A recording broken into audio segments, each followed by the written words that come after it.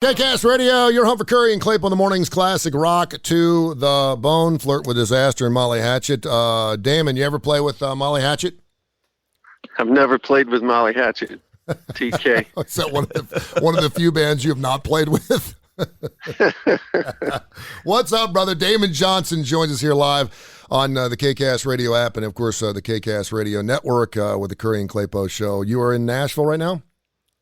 I'm at home in Nashville. Yes, sir. Good. Welcome home, man, and greatly appreciate you coming on the big show. And obviously, you've got a lot of big news that we want to share here on the KCast Radio Show and Kurre and Klapow in just a few minutes. But before we do that, I haven't spoke to you in a few weeks. Pleasantries, how you been? How's the family? A great picture with you and your son that you posted. He showed up for your show up in the Dakotas. But how you been, brother? Everything good? Been really great, man. You know, we're having a good summer. We took the kids down to Pensacola Beach for a few days, and you know, man, we're just grateful to be healthy and excited at the opportunity for the kids to go back to school this fall and maybe have some normalcy this year. Yeah, I hear you. And there's definitely been a lot happening musically.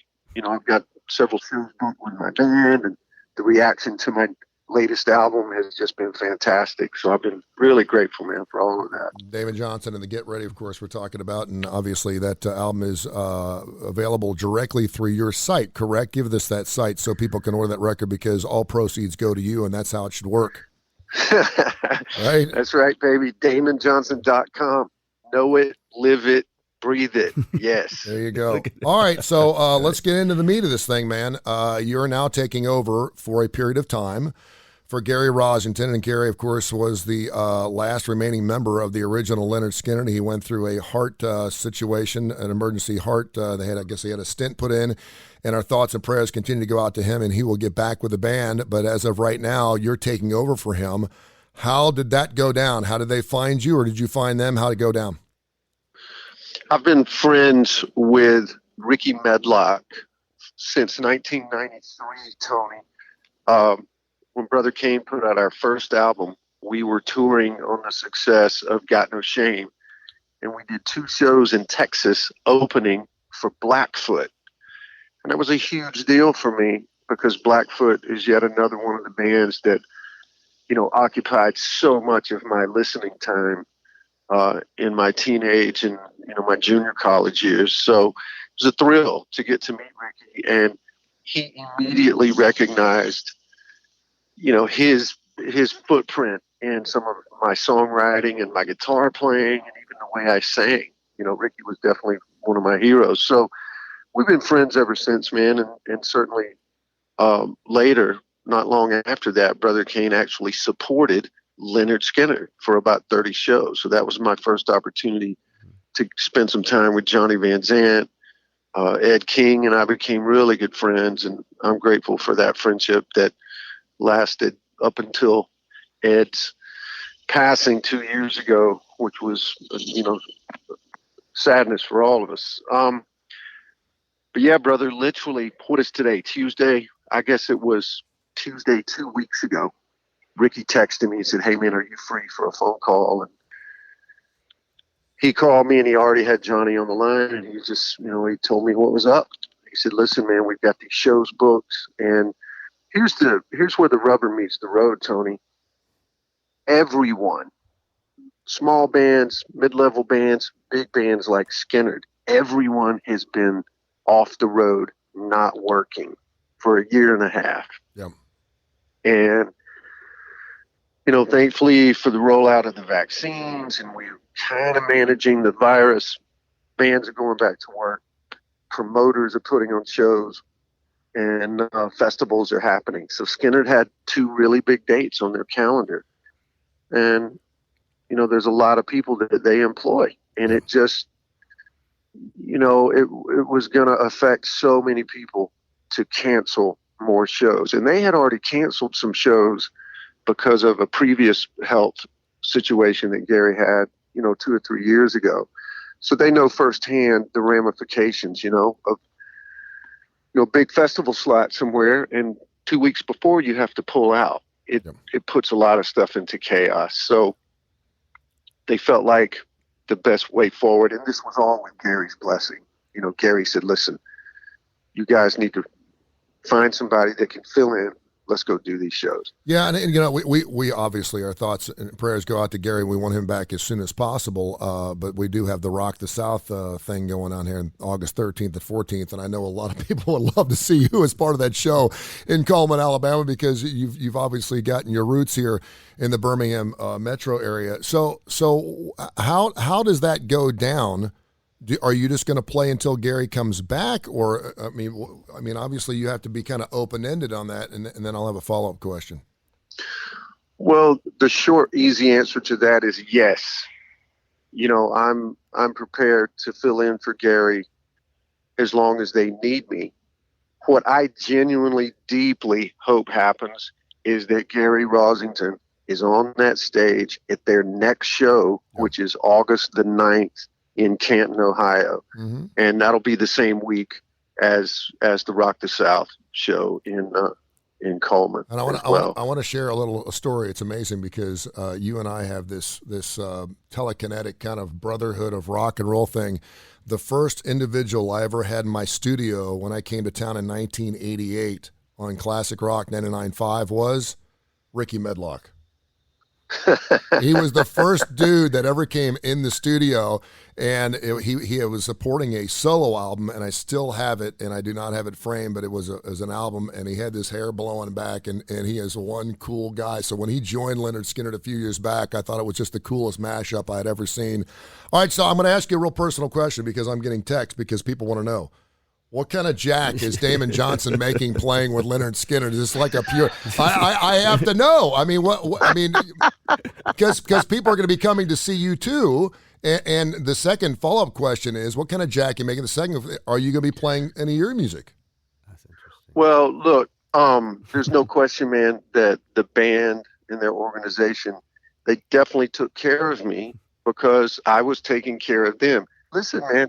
It is a monumentous task 8 days away to roll up your sleeves and bone up on specifically Gary Rosington's guitar parts. I'll bet.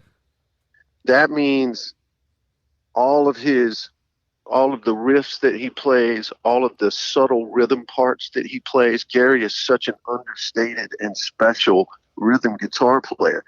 That doesn't even touch all of his iconic guitar solos, man. Tuesday's Gone, Simple Man, Give Me 3 Steps, Call Me to Breathe, and, you know, the Mount Everest of iconic guitar parts in the history of rock, that slide guitar intro to Freebird. Yeah, no doubt. I mean, I'm not going to lie to you, brother. I was shaking in my boots that first night when I had to step up there with that slide guitar and start free. You know what I mean? Like start Freebird in front of 30,000 people in Minnesota. It was powerful, powerful stuff, man. And I'm just so humbled by the experience. And listen, you've done the Black Star Riders, you've done Thin Lizzy, you've done Brother Kane. I mean, we can go on and on and on. You don't need any more things on your resume at this point. And obviously you will take this and it'll be a beautiful thing. I was telling Dr. Josh, you may not get a word in edgewise this morning, by the way. I'm sitting here just listening. No, but I think how you doing, Josh? I'm good, David. I'm good. He wants to break you down psychologically, but I don't know if we have time for that. The thing that I think is amazing to this is I was telling him, I said, when Lynyrd Skynyrd calls and asks you to play in their band, you do it. I mean, and I know that you broke away from playing with Alice Cooper and doing all these things where you're part of a band to go off and do your own thing so you could spend more time building your brand and building your relationship with your family and your kids and everything. And I love that about you. And you started doing that a few years ago, and you're obviously being very super successful doing that. But it's much like being in Ringo Starr's All-Star Band. If he calls, you go, right? I mean, to play in Lynyrd Skynyrd is pretty epic.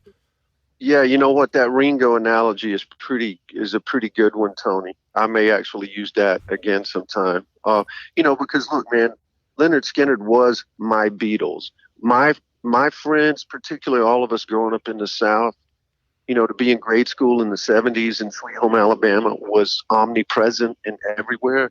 Lynyrd Skynyrd was our Beatles. And, you know, the songs are just so iconic. Look, man, this is beyond my experience with Alice. This is beyond my experience with Thin Lizzy. I love those bands as well, but come on, you know, I mean, it really was overwhelming for me, the last, the back 35-40% of the set, because it's just all Gary Rosington center stage ripping those Les Paul guitar solos. And for me to have the experience to stand between my friend Ricky Medlock and my friend Johnny Van Zant and play those parts in front of that crowd. And I've left this out, Tony. I'm playing through Gary's guitar rig. Oh wow! I just showed it with my Les Paul, and they plugged me straight into his rig. That's great. And his tone is insane. It's the most amazing guitar sound I've ever heard. Seriously, man, it's making me rethink the gear that I play. I may have to make a transition. I love it. I love it. Hey, Damon, how do you prep? I was just thinking, because we've been talking about the Olympics and sports and all that kind of stuff. And I think people think much like a pro athlete. Oh, come on. He's going to a new team. It's a quick thing. He's got to learn the plays or whatever. But you really highlighted here, even at your level, the amount of prep that you can do in 8 days. What is the process? Like, what do you do after you got the request and you said yes, and then you finished, going, oh shit. Then what did you do? Josh, it's such a great question. And I guess really and truly it was the thing that made me the absolute right guy for the job, because I did a similar, my experience when I first joined Alice Cooper, same when I first joined Thin Lizzy.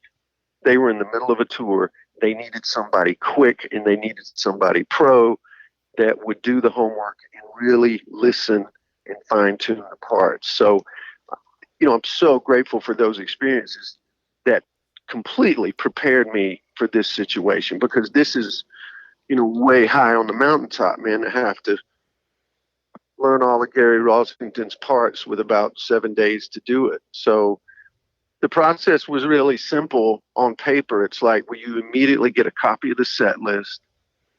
I got a live recording of the latest show they've been doing. And I started making notes, and I listened to the studio versions. I found other live versions, making sure that I had a handle on the arrangement of each song. There's so much finesse, like I said earlier, in Gary's playing. And, that was one of the things Johnny Van Zant said to me immediately. He said, listen, brother, we know you're the guy that can do this. He goes, we want to ask you to make every effort to play the songs note for note like Gary plays them. Oh, geez. Well, see, I feel like I've been doing that my whole life, man. Starting in my bedroom when I was trying to pick out, Joe Perry solos and Jimmy Page solos. The thrill and the fun is to stay in it and practice and listen and change a little lick. And then finally you go, that's it. I just nailed it. That's exactly how he played it. And Tony, you'll love this, man. To me, one of Gary's most challenging solos is the one he plays on their cover of that great J.J. Cale song, Call Me the Breeze. Yep. And, man, that solo has got so much fire and so much just, I guess, specialness that is unique to Gary Rosington and only Gary Rosington. Can I tell you something? That's my go-to song when I do karaoke. I can sing. I can sing after a few beverages. I can sing the hell out of "Call Me the Breeze." At least I think I can. No doubt, it's one of my favorite songs from Lynyrd Skynyrd. And by the way, David Hammonds, the Grammy-nominated producer out of Fort Payne, is texting me. He's like, "Please tell DJ I said hi," and certainly the guys from Soul Carnival, who I know you're going to be doing a little work with. Oh as man, well. I love me some David Hammonds. Let me tell you something. He is great. I had him in the studio for an entire show. I love him, man. Well, David Hammonds and I have played a few Lynyrd Skynyrd songs together back in the day. So that's such a thrill, man. I love David. And I will tell you guys this. That was one thing I made a point to do the afternoon of that first show, because I really felt prepared. I kind of felt over prepared, because I had my headphones on constantly. If I was on the bus, if I was on the plane, the guys in the band knew, okay, don't bother Damon. He's listening. But man, I made it a point the day before that first show. I at least sent a text message to pretty much every friend and musician that I played with in junior high school and in high school, because there was no band that occupied more real estate on our little set list.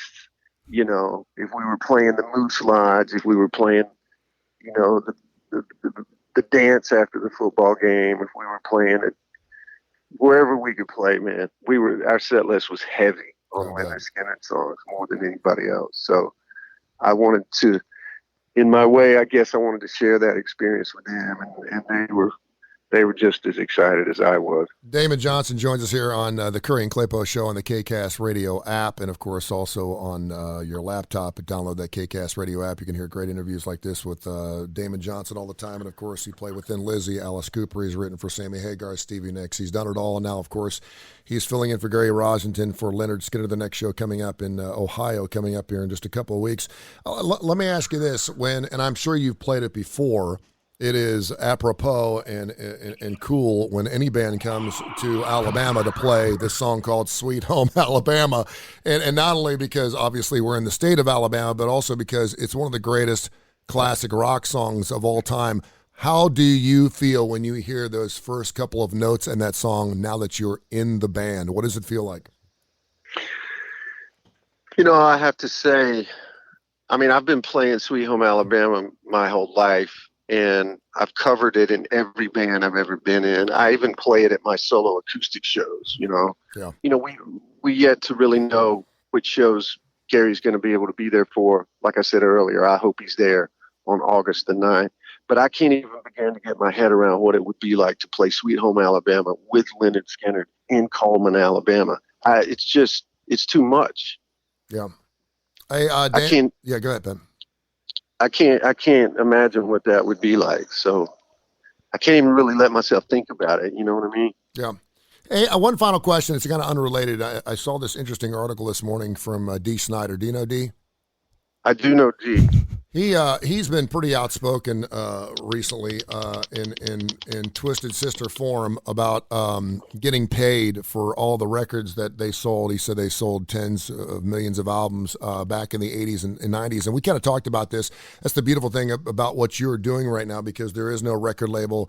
There is no residual effect. You're getting everything that comes to you as it should be in music because you're doing all the work. Your thoughts on a lot of these bands, and it seems like it was a lot of these hair bands that just hit the right moment. They were just unbelievable for a period of time, and now they're wanting their cash. They broke up in '87. They got back together again in '98.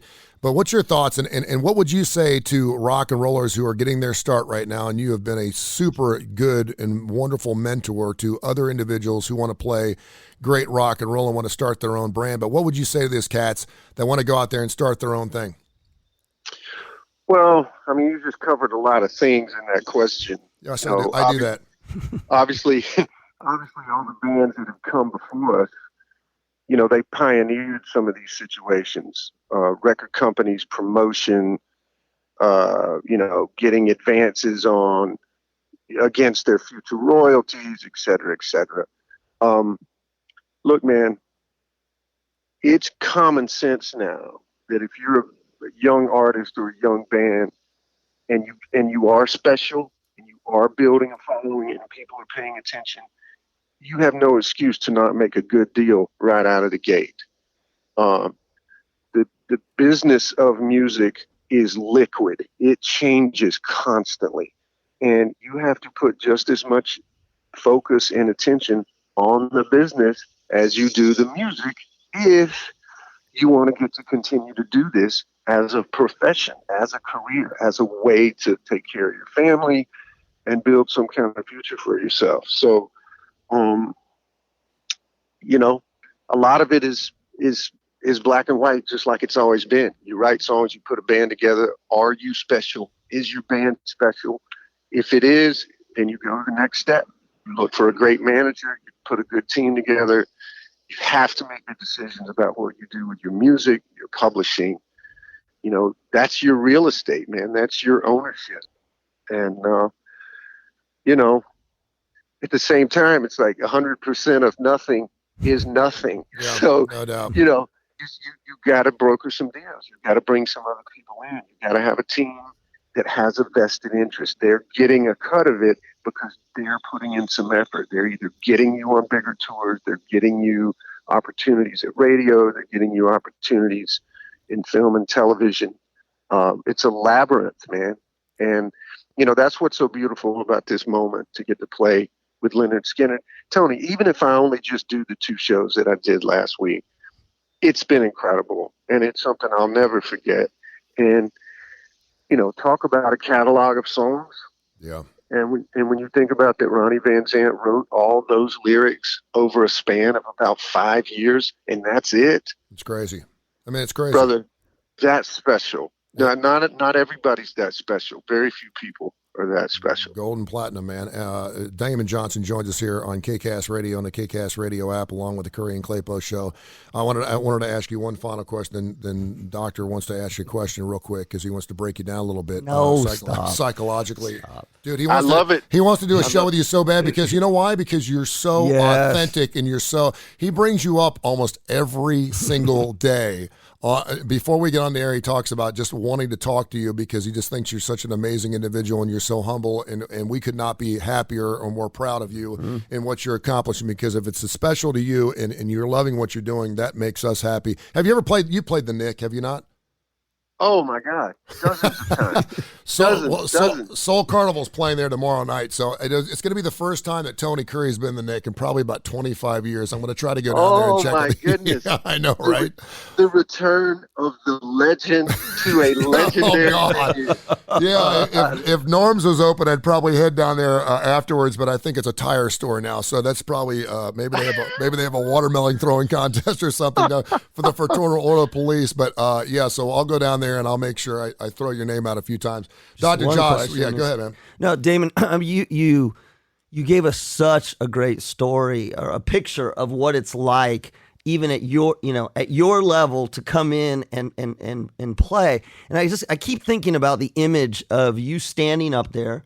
You're a consummate professional. You know how to play. You've studied. You've done all of that. What's it like? I mean, and what I mean by that is, are you nervous? And then, I mean, obviously nervous, but then you get into the rhythm of it. Is the adrenaline pumping so much that it becomes difficult to play relative to other situations? Just walk us through what it's like to be up there and playing, more from a, like, what's going through your mind and your body as you're doing it. Well, let me say first, Josh, I'm happy to do that interview with you anytime because I equally have respect for you, my friend. Thank you. Guys, it is very much like a star athlete. It's kind of like looking at a professional baseball team. They're in the playoffs, and the second baseman goes down with an injury. They got to bring in some kid from the minor leagues that has good stats. He's kept himself in shape. You know, he's kind of sitting on the ready to go. And they bring in this guy who has put in just as much time, just as much preparation. He's on the right diet. He's getting, the right supplements. And, he's been doing it his whole life. That's the thing, man. I've been doing this for over 30 years. Ricky knows that. Johnny knows that. So he gave them the confidence to ask me. And look, it doesn't hurt that,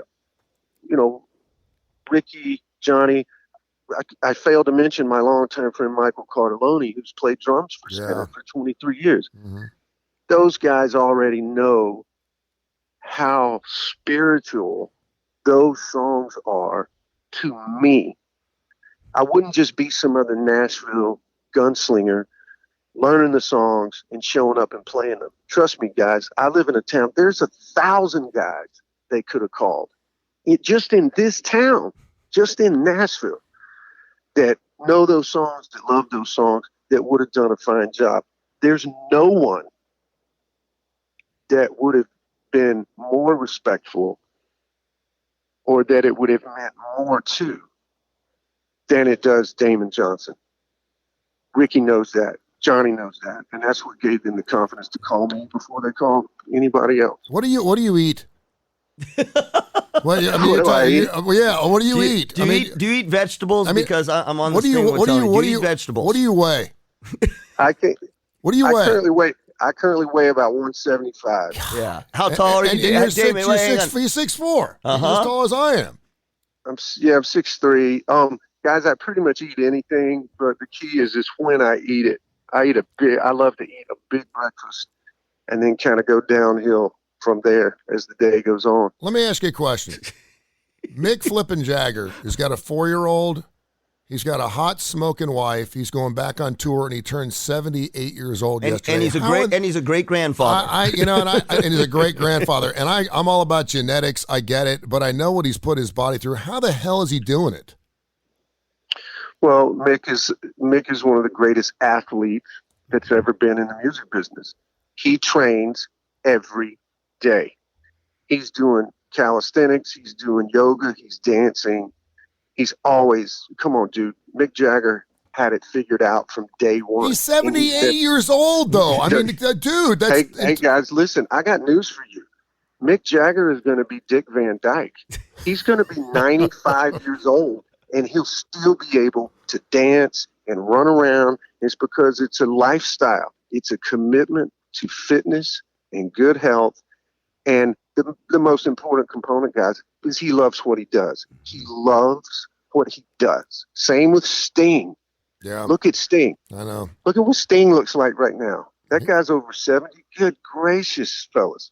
If those guys can be in that good a shape, I have no excuse. Okay. Well, let me go the other way then. Have you seen the biography, Ozzy's 9 Lives, on CNN?